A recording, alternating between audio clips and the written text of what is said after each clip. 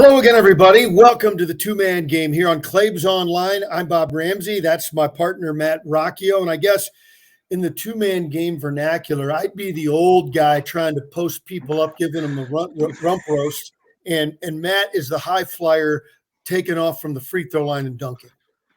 This is the first time in my life I've ever been called a high flyer. I appreciate that. I think relative to this show.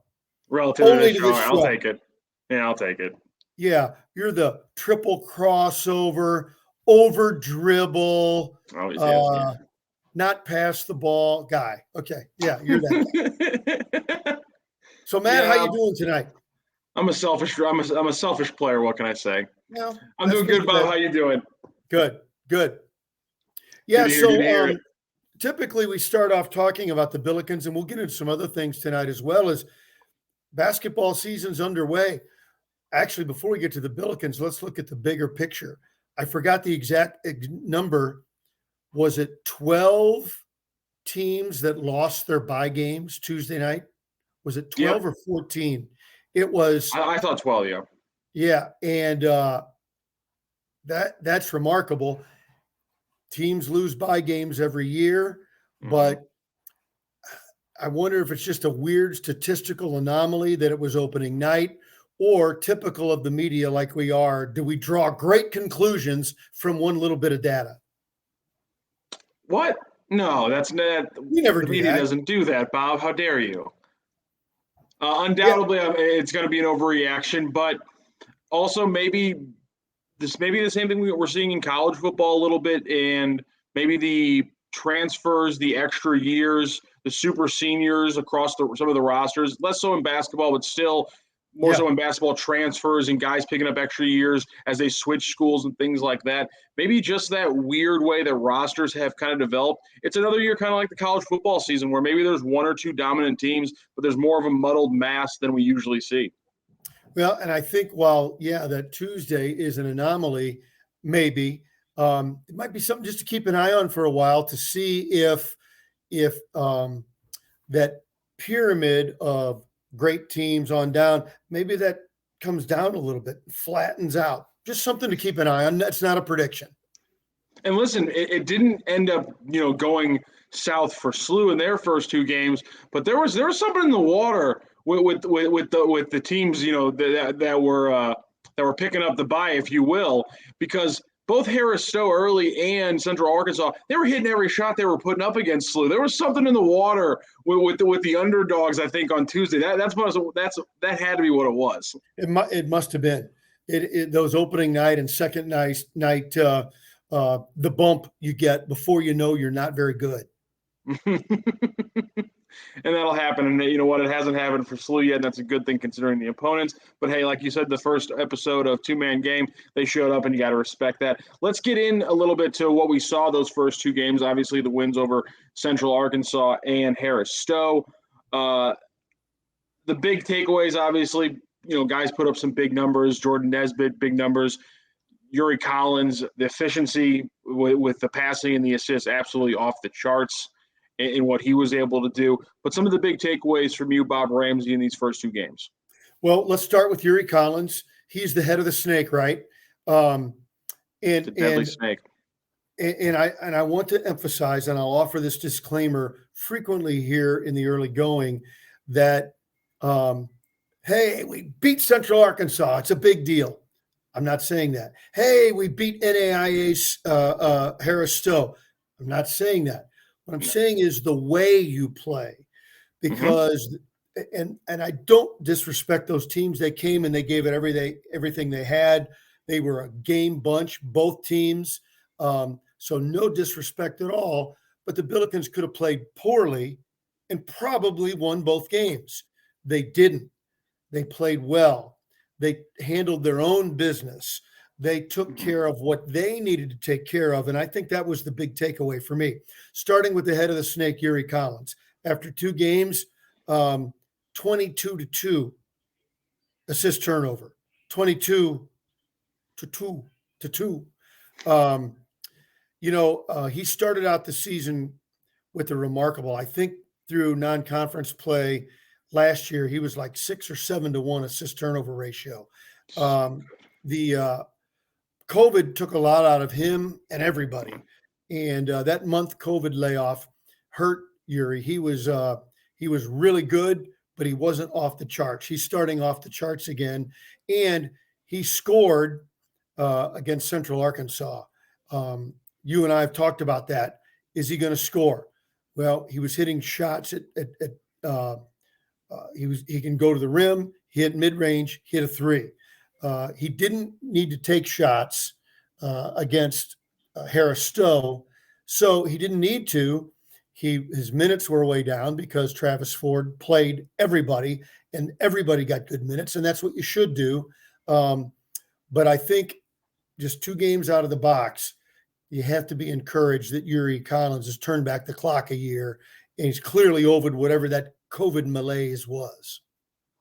I know the big thing in preseason, especially when you got to watch him at practice, was how well he was shooting. But the thing that jumped out to me, and this has been consistent, this isn't a new development, but it's just what jumped out at me because of the way they were using him, is I don't know how many possessions that Yuri Collins started that weren't that the first move wasn't a high ball screen.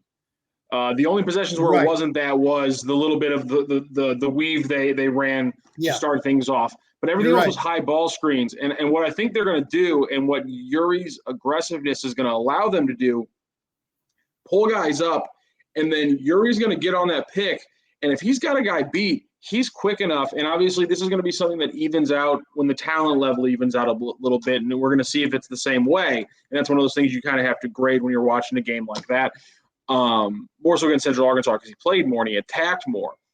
He is so quick that if they just constantly keep using those high screens, he's going to get so many buckets just beating those guys just off that with his pure speed. His dribble keeps getting tighter. That's a big thing. It's low to the ground. It's tight. So his ability to accelerate with his dribble around those screens is better than it's ever been. You combine it with the fact that he was quick in the first place, and I think as much as we want to focus on his development as a shooter, I think his scoring as a driver is going to take a leap from where it was the past couple of years. And that right there changes his game and changes the driving kick aspect of the SLU offense.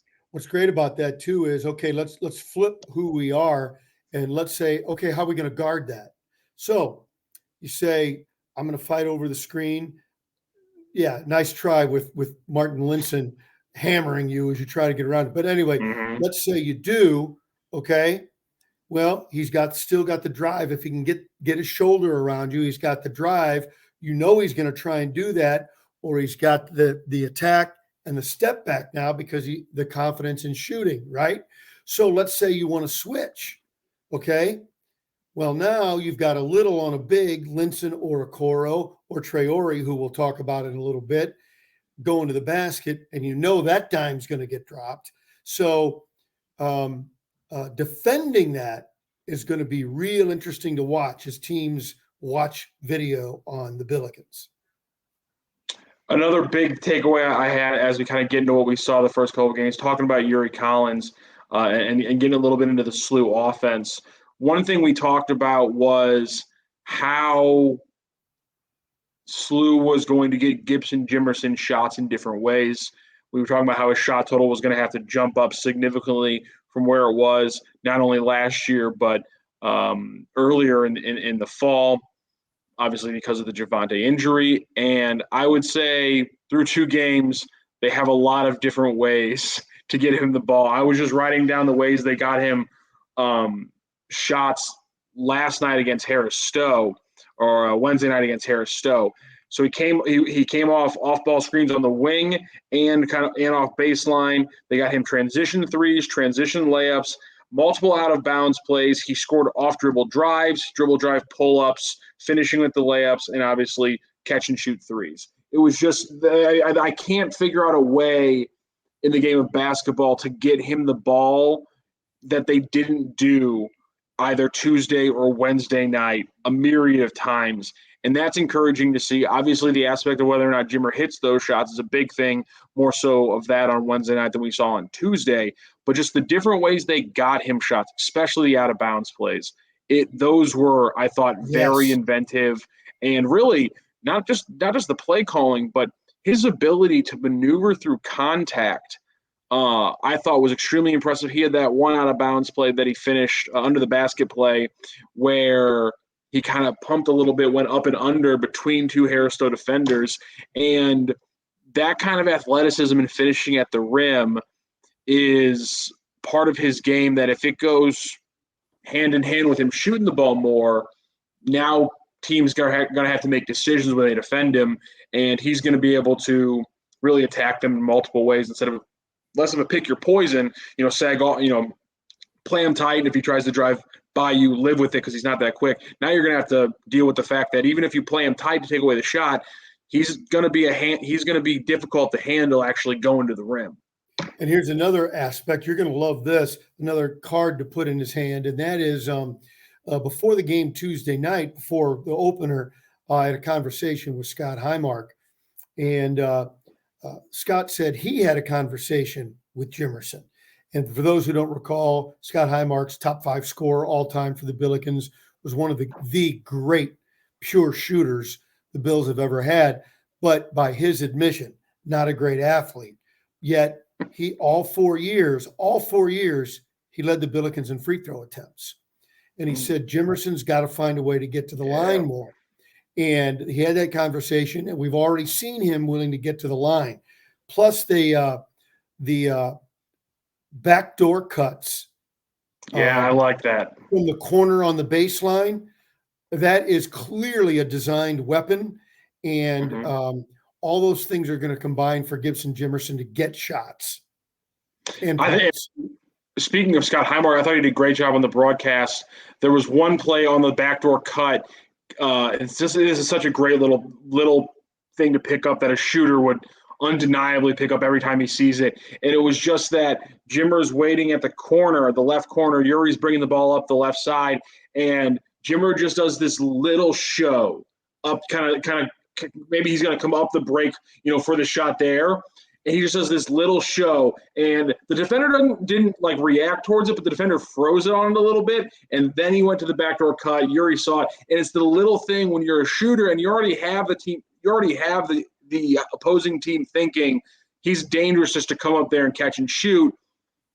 Now you have that ability to just fake that a little bit and then go. And it was a very subtle little thing he did that I thought was very astute for a play like him. And those little things are going to get him buckets that SLU's going to sorely need throughout the season. And running the floor, he's running the floor and laying the ball in or dunking it and then coming right back. He had a personal against Harris Stowe. Forgive me, I don't remember the exact numbers. Either his own personal 7 or 8 point run in that game.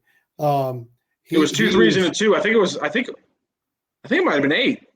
I think it was 8. Because it was 2 threes in a bucket. 2. Yeah. And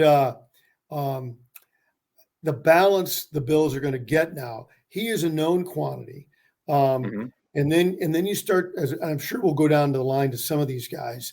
But when you talk about Jordan Nesbitt, and we're starting to see the things he can do, hit 5 threes, 5 against Harris Stowe. We've seen him dunk it. We've seen him grab offensive rebounds and throw it down. We've seen him drive the lane. And I keep wanting to emphasize to people, and these are my words, I'm not going to say this for Travis because he's got 4 or 5 different people use, but so far the usage tells me with clock that he's your backup point guard. Yep. And so that versatility, I mean, this thing's starting to stack up pretty interesting. I think he's almost like he's your 1B ball handler at all times when he's on the floor. But I don't know if this is what DeAndre Jones is able to do when he doesn't have full grasp of the playbook. I cannot wait to see what DeAndre Jones is going to look like when he's got the full playbook ready to go, because he is an incredibly savvy player. And just to kind of get into the 2 transfers really quick, because we keep talking about it in the same way. After not getting in early in game 1 against Central Arkansas, Rashad Williams got in and then made the most of it. My comment, I mean, every time he felt leather, the ball was going up. And I liked it. We talked about it together on a Wednesday morning about how he's got a low release, but he gets to it quick, which I love. because it's not necessarily about where it is; it's about how quick you get it off. And that was very impressive. I love what we're seeing from the two transfer guards. DeAndre more in a management kind of methodical way as a distributor. Less even as a distributor, more of just kind of like a field general controlling the offense, because he's not making flashy passes necessarily, but he's making the passes he has to. Rashad, on the other hand, he makes the flashy pass. And Jones can shoot it too, but he knows he's first out there to run the offense. And I've seen improvement in just the two exhibitions and the first two regular season games. DeAndre's figuring it out. And Rashad, man, he's just an assassin. He is an assassin. And, he's been around a little bit. This is his third Division I college. He understands the game. He's a great guy. And after the game, you score 127 points against Harris Stowe. He hit a couple of threes, right? He hit 3 threes against him. And so the game's over. Crowd's leaving, already meet in the locker room. He comes out and he's working on his game. He's out shooting. That's incredible. Him and the guy and the manager rebounding for were probably the last people in the arena. Because I'm one of the last people to leave by the time the post-game show's over, and Rashad and the manager were still out there working. In fairness to Rashad, I think he only took 6 3-pointers, and last year he took about 11 per game. So it's, that's just the muscle memory kicking in. He'll get there. He'll get there, exactly. Yeah. Let's talk about some of the other players and what we saw and some other takeaways. We mentioned Jordan Nesbitt. I don't know if you want to go on with him more. My main point about him is that I love the fact that he's very animated. He's going to let you know that he's playing a nice game of basketball. That's for sure. New school. Old school says sometimes act like you've been there. Yeah, a little bit. Sometimes. I love it too. I was a little slow to come around, but I finally became a bat flip fan. And now I'm coming around to the chest pounding, the pointing. Got to be careful with the scowling at an opponent. You don't want to get teed up. But that's the thing is there's sometimes where he's not talking, but he's just mean mugging guys, I think. Mean mugging. I like that. Okay. Yeah, that's what it is. That's what it is a lot. He's clearly very competitive. And you know what though? It's a very animated, talkative team, and I like that because one, they're doing it on the side, and I like that, and the celebrations on the bench have already been good, but they're also talking on defense, when it matters, and I like that. They seem to be a very tight-knit group, despite going through a season where they couldn't really be together for. I got to stop you right there to give you a pat on the back and accolades. Oh. Before shoot-around on game 2, Travis did a whole video breakdown, NBA video breakdown, to show how much they talk in the NBA, and to show the guys the NBA players how important. He goes they talk more at the highest levels because of who they're competing against, great talent, and it was really impressive, his little video breakdown to show the team how much they got to talk. So I think you got a shot to be on Travis's staff. Well, let's keep this going. Okay. Two of the big talkers, and I think this probably is key in the defense, because of where they play. Okoro and Linson, big talkers. I like that in a good way. Also, talking about that center rotation, as it now it has kind of already developed into a 3-man rotation out of nowhere. Is Traore in there? I mean, he came out of nowhere. Forced into a little earlier minutes than expected because of some foul trouble early on in game 1. But, I mean, he was so solid. He ran the exact same kind of offense. He moves his feet incredibly well. We talk about how good of an athlete Okoro is, and that's undoubtedly true. And I don't know if Traore is the same kind of jump-out-the-gym athlete, but laterally, his ability to move his feet is incredible, and that's going to be key if he's going to play this defense for Travis. You are so right. A couple of quick things. One, on Traore, he's going to be something. Earl looked at me because he hadn't been to practice since early in the practice season. Traore can shoot. and he Ooh. works on his three. He's going to be a stretch 5. He's going to be a Oh, smaller version of Rob Lowe. The I kid can like shoot that. it, and he works on it. For those who don't know, Lacina Traore is a freshman from the Ivory Coast, and he's earned his way into a 3-man big man rotation. And here's another just weird thing. If you count Andre Lorenzen, which I do, as one of the bigs, he's 6'9" as well. He's more of clearly a stretch 4. All 4 are foreigners: Nigeria, Yeah, Ivory Coast, Germany, and Sweden. Isn't that just weird? The that's bigs are all. all I like that. the bigs are all from across the ocean.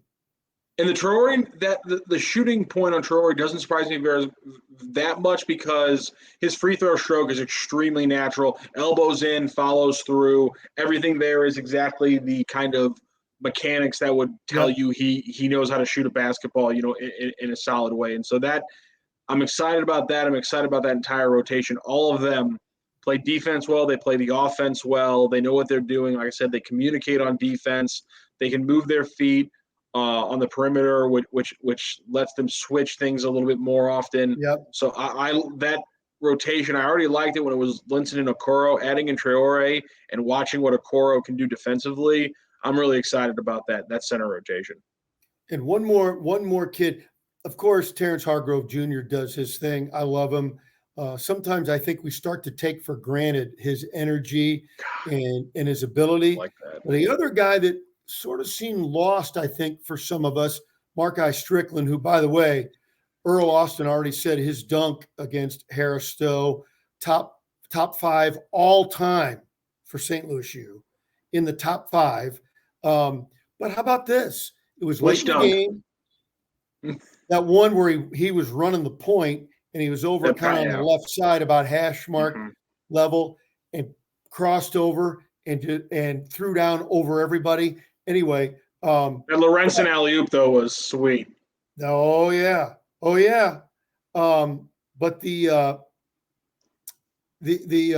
when we talk about Strickland, he played 4 or 5 minutes of point guard, maybe not 5, 3 or 4 minutes of point guard. Hadn't seen that I before. noticed that. If that becomes part of his future, the more weapons you got in your bag, I thought that was really interesting and really good for Markai. Yeah, I love what you said about TJ. I love everything that they're doing with him. They're camping him in the corner a lot because, like you said, he's was the most efficient 3-point shooter for him last year. You saw what he was able to do when they get out and run. And one quick point, we talked a lot about them getting out in transition and them playing faster. Something I noticed that I loved, I honestly, through 2 games, I've been a big fan of SLU because of the coaching of Travis Ford pretty much from the get-go. I don't know what they're doing this year with the offense, but it's beautiful. I love everything they're doing. I love everything they're doing with the offense. It's been fantastic so far. Well, go ahead. Go ahead. Go ahead. I was going to say a word about Travis Ford before you go on. We had played against him when he was at UMass and was really good there. Did well. Got to Oklahoma State. Didn't really. I can't say I subscribed to the Oklahoma State newsletter and, all those things. So you kind of lose track a little bit. They had some really good season and that sort of thing. And we all knew he was a good recruiter. I've never seen a better recruiter with as far as work ethic, attitude, and success. But 2, his coaching ability is vastly underrated. Everybody acknowledges his recruiting. Everybody. His floor management and practice team management and teaching skills are vastly underrated by everybody. The dude can coach, man. He can coach. Yeah, and the thing that jumped out to me because, like I said, there are a lot of little things that I love that I was taking down for notes. But one of the big things, because we talked a lot about pace, and I think there's a lot of different ways you can play faster. And, you can, you can play 40 minutes of hell, or you can just operate a quicker offense and things like that. There's a bunch of different ways that playing faster can manifest in basketball. one of the ways that I think I've already seen it that I really like is that they do not screw around. They do not kill time when they get across half court. There's no let's kill 9 seconds and initiate the offense, at the 19-second mark of the play clock. They get the ball across, they get into their play sets, and it's because their play sets are complicated. There are a lot of motions to the sets, and I just love the fact that there's a college basketball team, and so playing faster for them is that they're getting a lot of, at least in these first 2 games, they're getting a lot of different looks within a possession instead of necessarily having to play faster than a possession and it needing to be, shoot within the first 12 seconds of the possession or some weird thing like that. It's that they get into the plays quick and then they get into their actions quick and then they reset when they have to. They get into another action and they run their offense. And we saw that a lot, I thought, against Central Arkansas because they kind of were letting them play a little bit more open, I think, against Harris Stowe. And I think there's an aspect of playing faster that I really appreciate that doesn't necessarily mean, higher tempo and getting out in transition. And it's not necessarily something I thought is necessarily a strategy thing, but more just an aspect of them playing faster that I just personally appreciate as somebody who for years has been not necessarily just bothered, but baffled by how many college basketball programs and their coaches choose to 3-man weave at the top for the first 12 to 15 seconds of the play clock. To not really accomplish anything. And then get into their action. And it's a stupid little thing to focus on, but there were 2 or 3 plays where SLU had a little 3-man weave at the top, but it built an action because guys dropped off into screens, and it built an actual action for the play. And it's such little things. I was slowing down the game and kind of going frame by frame to go through this one set that I thought was really interesting in the Central Arkansas game. And I was kind of being a really big basketball nerd about it. And my roommate who played high school basketball was like, well, that's not that complicated. We saw those sets in high school. I'm like, it says a lot to you that I'm this happy to see, because it was a set they ran against Central Arkansas, a beautiful play. I think within the entire play set, there was about 7 to 8 screens, including 2 separate double screens that they ran shooters through, like a back screen on the baseline. It was a beautiful play set. And it says a lot about college basketball and Travis Ford that it's so complicated and fun to watch. And I'm excited to see more of that kind of stuff throughout the season. And I think it's going to be the exact reason why this offense continues to score a lot without, the influence of a guy like Javonte. It's funny. This goes into philosophy, and I'm going to talk to Travis about you because I will bet there's nobody else in the St. Louis media, maybe in the Midwest, that's actually breaking down film. You probably need to be scouting for somebody. Anyway, I admire that, and I know he will too. Second thing is his playbook is huge. And they'll keep adding to it. And it's not an ego thing. It's not, oh, look, we've got the thick play. It's because everybody scouts and so detailed, like you're scouting right now.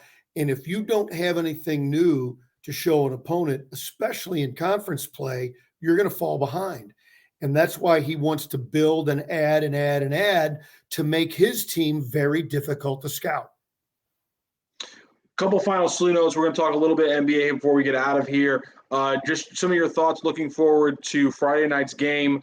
Eastern Illinois. Eastern Illinois. I was going to say Northern Illinois. I knew that was wrong. Eastern Illinois, Friday night, 7 p.m. at the Chaffetz. Just some things you're looking forward to that you're watching for. Obviously, from here on in, one final game, and then the schedule immediately ramps up. We've talked about it already. So your thoughts in this last kind of, I don't want to call it a ramp-up game and be disrespectful to Eastern Illinois, but kind of a game where you're preparing and getting things ready for a much more, highly touted opponent. Marty Simmons, who was a great college player at Evansville, and he's coached all over the Midwest and had some good years and bounced around a little bit. He's new at Eastern Illinois. That is an athletic department that is struggling with identity and how they need to survive in a middle of the pack, a true mid-major in the Ohio Valley. Marty's got a a real tough job on his hands. Not so much because being able to get players, he's bringing in a bunch of new players and that sort of thing, and his ability to coach, but they're kind of in that, I think, in this big landscape of college sports and shuffling around and transfers and leagues reforming, the Eastern Illinois of the world are going to struggle, and I'm not sure the administration there knows how to handle it. Having said that, Simmons can coach. His team will be well prepared. Will their newcomers be ready to compete at the St. Louis U level? That's what we'll find out on Friday night. But he's brought in some veterans through the transfer portal, and he's not a newbie. He knows his way around the block. Mm-hmm.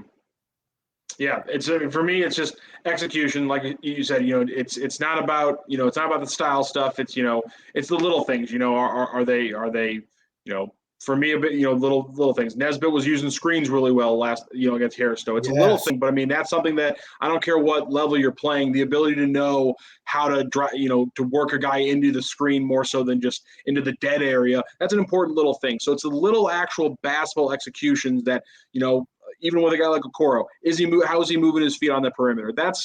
It's going to change how a player reacts to that at a higher level, but his ability to do it isn't going to change game in and game out depending on who the opponent is. So that little things like that is what you got to be looking for in a game like this, I think. One more thing before we switch over is I think early on, and probably because of the disparity in talent, I think the Billikens have to be careful not to fall into a bad habit of gambling for steals. Yes, that's a great point. Because they were playing teams, again, no disrespect, that they could probably get away with it. If you go for a steal and you don't get it, you've put yourself out of position and you become a bad teammate because you're asking your four teammates out there to have to guard your guy. Now they've had to slide over, and I think let's watch and see that hey, steals and dunks are awesome. Crowd goes crazy. We love it's awesome. But if you play the right kind of defense, the way you're taught, steals will fall to you. They'll come to you. You don't have to overplay to get them, especially when you're as quick as the Billikens. I'm hoping it just manifests into active hands, not a lot of reaching, essentially. Show your hands. Exactly. Well, we're going to talk a little bit of NBA before we get out of here today, mainly because the big slate I was able to watch was Wednesday night, and it was an insane slate when you looked at it. Frank Kaminsky for the Suns went off for 31 points off the bench, which I didn't see coming. Kelly Oubre had 37 on 17 shots, which is just including 7 and 9 from deep. That's a Drew Hanlon product. He was very happy on Twitter. Can't blame him. And then Anthony Edwards, who, if you like us in the media love a guy who just talks after games, he's 19. I don't even know. I'm not sure if he's turned 20 yet. And he's already 110 games into his NBA career, and he had 35 on 14 of 19 from the field. Wow. And again, the Timberwolves are weird. You know this better than anyone. When I'll say this, the Timberwolves are a collection of basketball players. They are not a basketball team. Mm-hmm. It's this weird thing. And to be able to sell culture in mid-season, that's a real challenge. To be able to get guys to want to play for each other. I tell you what, though, if there's anybody in the NBA who could kind of come out of nowhere and step up into a role like that, Karl Anthony Towns being that guy wouldn't surprise me at all. Mm-hmm. I mean, the guy's gone through hell and back over the last calendar year, losing his mom to COVID and things like that. Yep. I mean, the guy's a warrior dealing with that the way he did. I mean, if there's anybody who said, I'm going to put this on my back and we're going to become a winning team, it would be Karl Anthony Towns. But I don't think people understand because he plays for the Timberwolves. There's an issue with the NBA giving the credit to the Timberwolves that they deserve sometimes. He's the greatest shooting big man in the NBA right now. But calling him that doesn't tell you the whole story about how he's one of the best shooters in the NBA, and he's 7'1". It's unbelievable the volume he has. Yeah, forget the position. The guy shoots like 43% on high value 7-8 threes per game, and he's 7'1". It's just that he's not active enough throughout the game. He does a lot of 3-point to 3-point running, 3-point line to 3-point line running, which is not ideal. And so that's unfortunate. But I mean, every time I catch little glimpses of the Timberwolves, I wonder why I'm doing it, and then there's a 3-minute stretch. Never mind. This is why I remember why I'm doing it, because Anthony Edwards is going off, and Karl Anthony Towns is, bombing 29 footers at 7'1" in like the greatest idea of what we all thought Anthony Davis would always be. Right. And so it's incredible what's happening there. The big thing I kind of want to talk about, because everyone's talking about them, is that I know people have said it. So I'll just kind of jump on the bandwagon. If you want to watch some fun NBA basketball, if the Hornets or the Bulls are playing, just turn them on. It's not a coincidence that those two teams respectively have the Ball brothers. Those guys are incredibly fun to watch play. If you like passing, if you're like an old school guy, if you're like a old school Magic Johnson fan of the NBA, you should love Lonzo and LaMelo Ball, because the passes they throw are, the only word to describe them is audacious. And that makes basketball fun to watch. And the Bulls and Hornets throughout, I mean, it's just a lot of threes, a lot of dunks, a lot of young players playing pretty hard defense as well, which, take it with a grain of salt when I call it hard defense in the NBA and young players playing it. But relatively, it's young players playing pretty hard D for those two teams. They're a lot of fun to watch. And then also the Warriors are 10-1, and Steph Curry at any point can go off for 60 ridiculous. Points. I want to go back to real quick. To me, the most interesting story about the Ball brothers is that many of us, because of the way the information was distributed to us, thought his dad was so full of it that we thought that the family was a joke. Those kids are no joke. Yeah, I don't care how goofy the dad is. The brothers played a lot of basketball, and they're 6'7", and they're Lonzo fixed his shot. There's no doubt he was a weird player. I mean, you shoot 40% from the charity stripe. There's something wrong with what you're doing. Yeah. With your mechanics, but he fixed it. He's an above average shooter at this point. He's a good defender, and he's a great passer for the Bulls as kind of a glue guy. His brother LaMelo with the Hornets, if you haven't watched the Hornets, and I can understand why you haven't, because they're the Charlotte Hornets, and this isn't, Muggsy Bogues and Alonzo Mourning suiting up for them right now. So I can understand if you would understand that you would completely avoid that, because Kemba Walker and Bismack Biyombo certainly weren't putting on a show for like a solid 5 years for Jordan's franchise. But now they're young and they're fun to watch. They fly up and down the court. They get out in transition. They throw down crazy dunks. LaMelo had one last night if it would have happened in the 80s, it would have been put on every highlight video ever, because he blew past two guys and threw down a reverse slam going from one end of the hoop to the other, after like taking off from the block. It was ridiculous.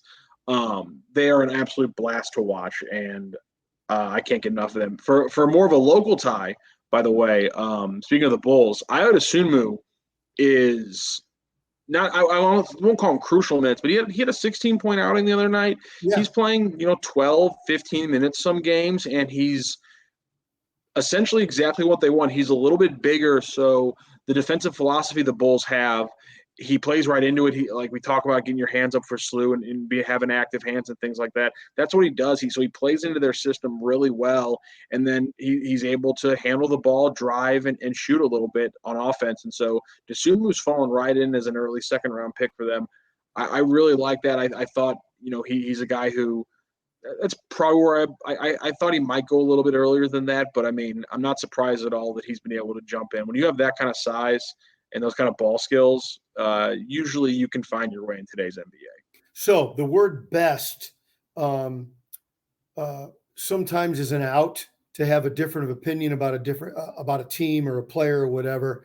But I think maybe an ongoing question as we get guests and as we talk to basketball people over the course of the season, is there much argument that Curry's not the best shooter ever?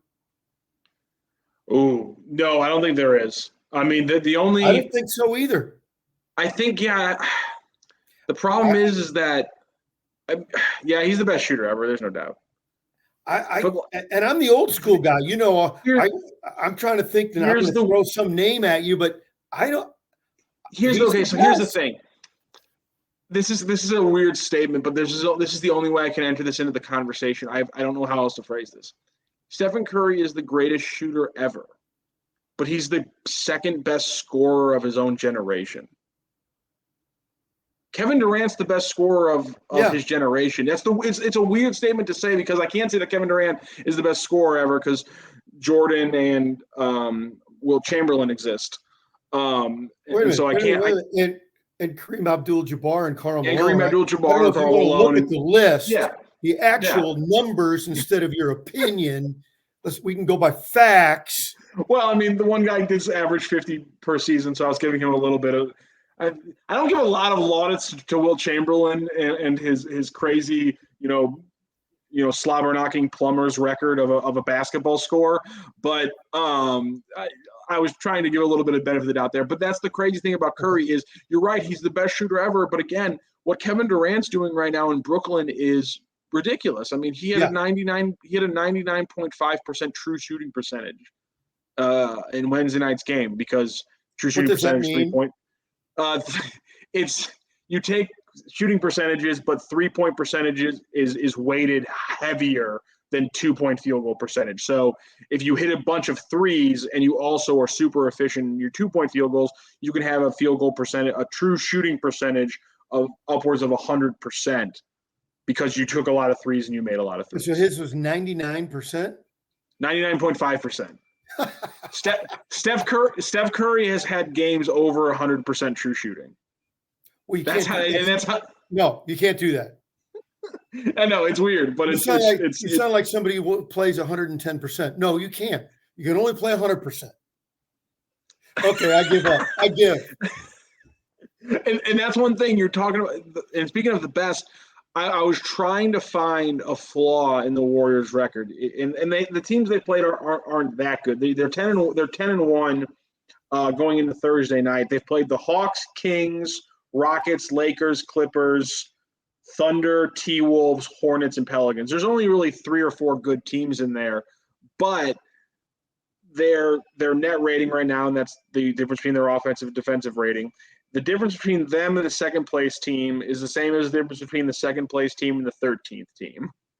They have come out and separated themselves from the league. And remember, that's without Klay Thompson. He's still rehabbing and coming back later on. So Curry and I mean, we know what's the difference then? Why have they taken that next step even without Klay Thompson?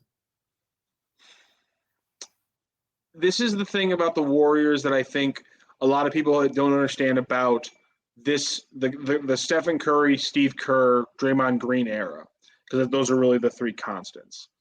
You can throw in Klay Thompson too, but that era that a lot of people don't understand is that when they are at their best, when they've won championships, when they've set records, it's because not only did they have the Splash Brothers and an absolutely just incandescent offense, but they had a stifling top 10, top 5 defense at their best. Mm-hmm. They're the best defensive team in the NBA right now. I was just talking about net rating. That's not just because they have a really good offensive rating. It's because they're the best defensive team in the NBA by net rating and a few other metrics as well. They're the best offensive team. That's the thing that a lot of people don't usually give them credit for but I mean, Draymond Green, make fun of his, offensive output and the fact that, he gets paid, $25 million and he puts up 6, 6, and 7, but he's a stalwart defender who talking on defense, who commands the defense, like Stephen Curry commands the offense. And they don't have a true center. Kevon Looney's their center. He's 6'11", but he was a power forward when he was drafted out of college when that position still existed. Yeah. And so they're not playing like a true 5. Their top pick from last year, Justin Wiseman, who's a 7-foot freak, isn't seeing minutes. Their other young players aren't seeing minutes either. And so for me, it's a triumph of scheme and molding the players to that over a few years. I mean, they had 2 or 3 bad years, and they got a couple young players, but even those young players, like I said, aren't the one that people, drooled over. Everyone thought Justin Wiseman would be this huge pillar they could build on, but it's Jordan Poole who's putting up a 30-point game, when Curry has a down night. And so it's really, to me, they're playing incredibly good defense. And again, they haven't played a super hard schedule. They're not going to go, they're not going to keep a 10-1 pace throughout the entire season. They're going to have down games where they catch, a bunch of, a rash of really tough games in the West and things like that, or they have to go to the East and play like 4 or 5 games in 6 days on a little road trip, and they lose a bunch because that's how the NBA works.